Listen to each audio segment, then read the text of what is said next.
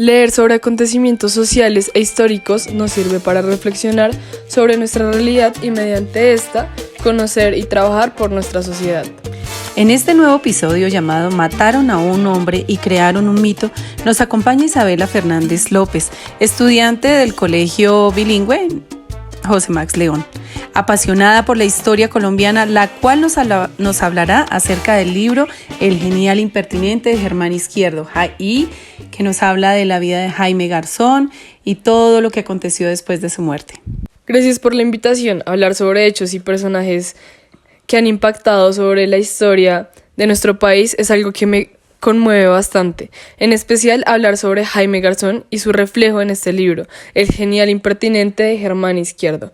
En este libro, Germán presenta una narración detallada y conmovedora de la vida de Jaime, un hombre comprometido con la justicia social y la defensa de los derechos, con el fin de transformar, por medio del humor, a la sociedad. Aunque yo no había nacido cuando mataron a Jaime Garzón, sé que fue un hecho que marcó la vida de muchas personas. ¿Tú cómo recibiste la noticia? ¿Conocías a Jaime? La noticia la escuché mientras iba en la buseta, recuerdo yo, hacia el trabajo. Fue muy triste, fue muy conmovedor. Todos en el bus, pues no, o sea, como que no la creíamos.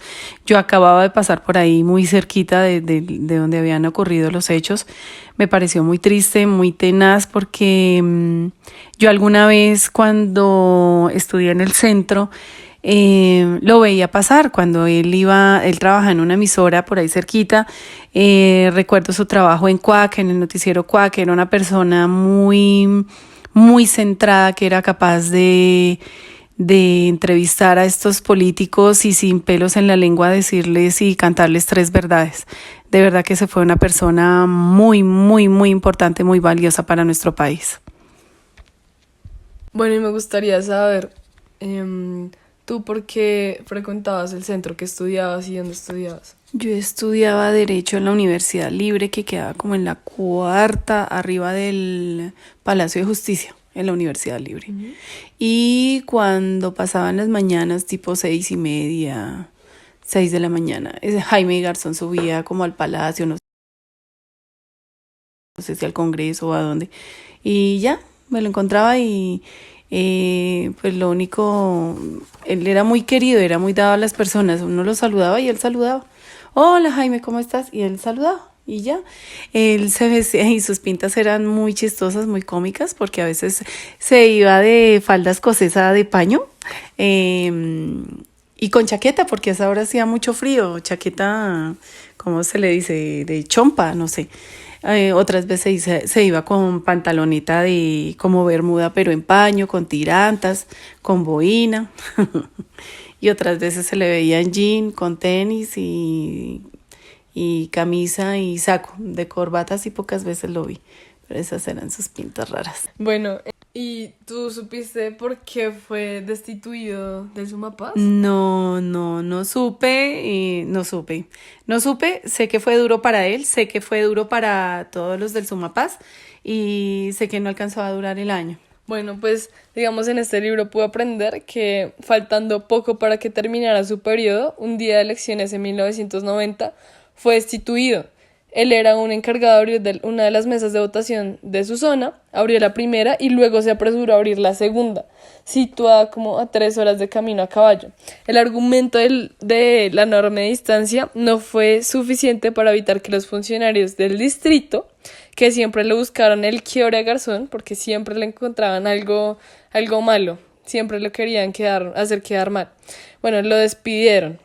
Ofendido, Jaime Garzón demandó el distrito, proceso que solo le fallaría a su favor con una jugosa indemnización 8 años después. Y bueno, después de eso solo le quedaba terminar la universidad, porque duró unos 10 años, hasta un poco más, terminando su carrera, porque cada vez tenía un nuevo proyecto, tenía una nueva distracción, entonces fue algo que tuvo sus recoecos. En un momento les tendremos las mejores entrevistas de Heriberto de la Calle. Y hasta aquí los deportes. País de mierda. El homicidio de Jaime Garzón no se produjo porque tuviera enemigos personales, sino por el hecho de que fue considerado en los informes de inteligencia del ejército como una persona que por sus labores humanitarias a favor de paz con los grupos insurgentes estaría favoreciendo dichos grupos, hablándose primero de judicializarlo, pero luego decidiendo su ejecución extrajudicial. Asimismo, es importante mencionar que el último miembro de las Fuerzas Armadas implicado en el caso es el general de la policía Mauricio Santoyo, ex jefe de seguridad del expresidente Álvaro Uribe Vélez. A Santoyo, hoy preso en Estados Unidos por vínculos con paramilitares, se le acusa de desviar la investigación y ayudar al exterminio de La Terraza. Esto dijo don Berna sobre la participación del general en el asesinato de Garzón. Santoyo nos ayuda a desviar la investigación para proteger la organización. Él llamó a Daniel Mejía sicario asesinado y sugirió que buscáramos un bola de mugre, alguien a quien echarle la culpa. El año pasado, una corte de Estados Unidos le rebajó a Santoyo el 40% de su condena, que era 13 años de prisión. El ex policía tiene otra investigación pendiente por la desaparición de Ángel José Quintero Mesa y Claudia Patricia Monsalve, familiares detenidos de desaparecidos. A pesar de su muerte y a pesar de que Jaime ya no esté con nosotros, hay algo que reconozco mucho de él, y es que el humor de Jaime Garzón, al igual que la comedia platónica, se convirtió en una herramienta para exponer una realidad social y política de su época, algo que resuena bastante con la teoría de la ignorancia de Platón, la cual consistía en contrastar el mundo ideal con el mundo defectuoso donde vivimos. Así que, según Platón, la comedia, en la mayoría de casos, se apoya en la ignorancia, en observar a los hombres como incapaces de observarse a sí mismos. El humor de Garzón ponía de manifiesto la falta de conocimiento y comprensión en los diversos temas, como la corrupción, la violencia y la desigualdad social, mediante el uso de la ironía y la parodia. Asimismo, la sátira desenmascaraba las hipocresías, convirtiendo el humor en una reflexión y el cuestionamiento de la ignorancia presente en la sociedad, para que así los hombres fueran capaces de observarse a sí mismos en su entorno y rompieran el esquema de ser ignorantes, que vieran sus problemas sociales y que, a pesar de juzgar al otro, se vieran a ellos y pudieran ver qué es lo que podrían hacer para cambiar su propia sociedad y cambiar el rumbo de su país. Realmente la justicia nunca llenará el vacío que deja Jaime, y lastimosamente la realidad sigue y seguirá siendo la misma. Una sociedad donde si hablas eres obligado a callar por las buenas o por las malas. En esta sección final me gustaría sintetizar los aspectos más relevantes del libro, El genial impertinente, de Germán Izquierdo. Aspectos que han sido de gran utilidad para mí y sé que podrían ser de gran utilidad para más lectores, tales como la biografía de Jaime Garzón. El libro ofrece una detallada biografía de Garzón, lo que permite que los lectores conozcan en profundidad su vida, desde sus inicios hasta convertirse en una figura emblemática. Esto sirve para los lectores que quieran informarse sobre la vida de Jaime y el impacto que tuvo sobre la sociedad y el pueblo colombiano.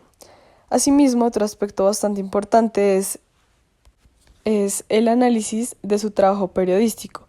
El genial impertinente examina el trabajo periodístico de Garzón y su enfoque en temas sociales, políticos y de derechos humanos. Y por último, el último aspecto es el contexto histórico y político.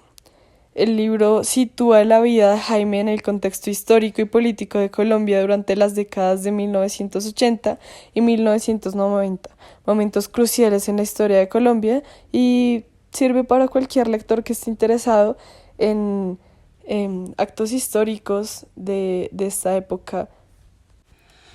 Y bien, llegamos a la parte final del podcast y ahora me gustaría que reflexionaran más sobre su entorno y las constantes luchas sociales que nos rodean, desde un profesor protestando por su salario hasta una mujer luchando y protestando por sus derechos, para así ser conscientes de nuestra propia realidad.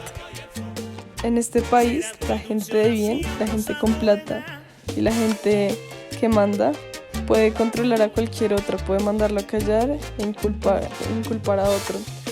Muchas gracias, de verdad que fue muy emotivo este podcast, recordar y traer a la memoria a Jaime Garzón para estas nuevas juventudes, nuevos grupos y que lo sigamos recordando, y este libro que abarca y encierra tanta memoria de Jaime Garzón